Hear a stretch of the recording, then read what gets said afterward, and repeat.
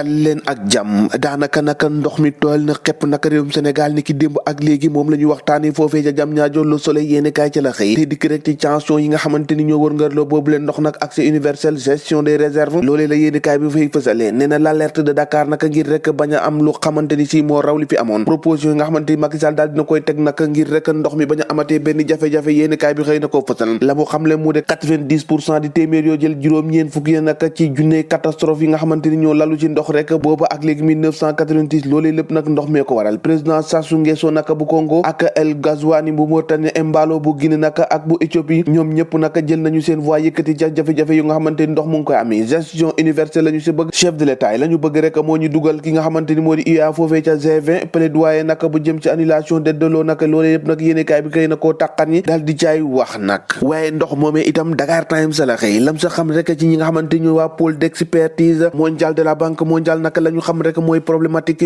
jafe-jafe yi nga xamante ni moo lalu ci ndox mu set fii ci diwaanu Ndakaaru la mu ca wax garaaw na de ndax lu toll que 287 000 ci ay tout tànk yoo xamante ni si yu am juróomi at la daanaka booy xool at mu jot rek ñu dal dee faatu ay waay fu ñu jëm ak ndox moomu alerte yéene kaay ni forum mondial de l'eau boobu Dakar ak Diamniadio 9e ex aequo la ñu jël de ci wàllum ndox moomee naka daanaka ci jafe-jafe yoo xamante ni si am nañu ko Macky Sall nataalam naka fës lool ci yéene kaay bi yéene kaay beneen naka di wax ni nga xamante ni si source a la mu xamal rek moo di jafe-jafe ci wàllum ndox bi la yoon nag ab fuite bu doy waar naka moo am ci branchement chaîne eau yi foofee naka nga xamante ni si moo di ca tool Diaz depuis boobu nga xamante ni yàgg na te boobu ak léegi naka saafara munu ci am loolu tax naka mu duppee ko eau de malheur ëpp naa def lii quotidien ni Macky Sall naka ci jamono ji am na urgence yoo xamante ni warees nañ see mun a taxaw gaaw ngir rek fexe rek ba jafe-jafe yooyu mun a dàkk ci wàllum ndox mi l'alerte de Macky Sall ci jëm ci gouvernance mondiale de l'eau ndax la mu ca bëgg rek moo di ndox mi naka jote fépp fu nekk nag mun caa am te mooy yéene kaay ci ndox moomee nag ak alerte bi nga xamante ni président de la république alerte na ko ak gravité bi nga xamante ni situation bi am na ko ndax nee na daal ci jamono ji nag ndox mu bari nag ci askan wi ne moom jafe naa gis waaye itam ndox mu sell loolee tax nag président de la république bëgg rek fi mu ne nii ñu taxaw ci téeméer boo saafara yenn ci jafe-jafe ca si nja moom Omar Faye la mu xamle rek moo di bilan forage ci fukki at nag la mu ca présenté mooy 600 000 loolu tuuti na di sëñ bi bàyyi ndox moomee te wax ci leneen nag sëgg ci bés bi le jour la mu xëy rek moo di delluwaat foofee nag ca Sweet Beauté couple boobee nga xamante ni ñoo ko moom boobule complexe ñu doon amalee massage bu diggante Ousmane Sonko ak Adji Sarr ñoom ñooñu nag tey jii la leen yoon di déglu néene kay bi ne le mari de Ndeye Khady Ndiaye ak moom moo tamit ni ki tey jii lañ leen di déglu ci mbir moom mi nga xamante ni moo lëkkale Ousmane Sonko ak Adji Sarr booba ak léegi nag cool ni fi kur te amaguñ ci dara loo xamante ni leer na tribune yéene kaay ni convocation jëm ci gérante Sweet Beauté boobee nag premier épisode te jëm ci projet bi nga xamante ni moo jëm ci révélation yi diggante Ousmane Sonko ak Adji Sarr nag mu mel ni nag gaay yi nga daat nag yëf ya nag ngir rek ñu leeral mbir moomee ana la kana demee le vrai journal ci la dikkaat au cœur de l'affaire Sweet Beauté Adji Sarr Ndeye Khady Ndiaye deux femmes deux mesures ñoom ñaar ñu nekk jamono ji daanaka ñoo ngëpp nag réewum Sénégal wax ci leneen ci Walfadjri quotidien Barthélémy Dias la xeel maire bu Ndakaaru la mu xam le rek moo di du am benn rapport maanaam benn giita ngaas du am ci diggante wu Macky Sall ndax moom nag dafay fexe rek bu ñu respecté ko bu baax a baax du dox lenn coo xamante ni ay caaxaan lay doon leneen lu ñu war a xam ci Vox Populi la nekk nag l'état bi nga xamante ni mooy gouvernement bu Sénégal jëm ci contrat bi jëm ci liggéeyu BRT nag dal dina koy yokkalaat ñi nga xamante ni ñoo ko yor di waa mairie jëm loolu nag war a toll ci fukki at ak juróom millions yu bari yooyu ñu tuddee nag libération ca la xëy ak mafia boo xamante ni dafa jëm ci manipulation nag jëm ci système des ventes depuis ñaari at nag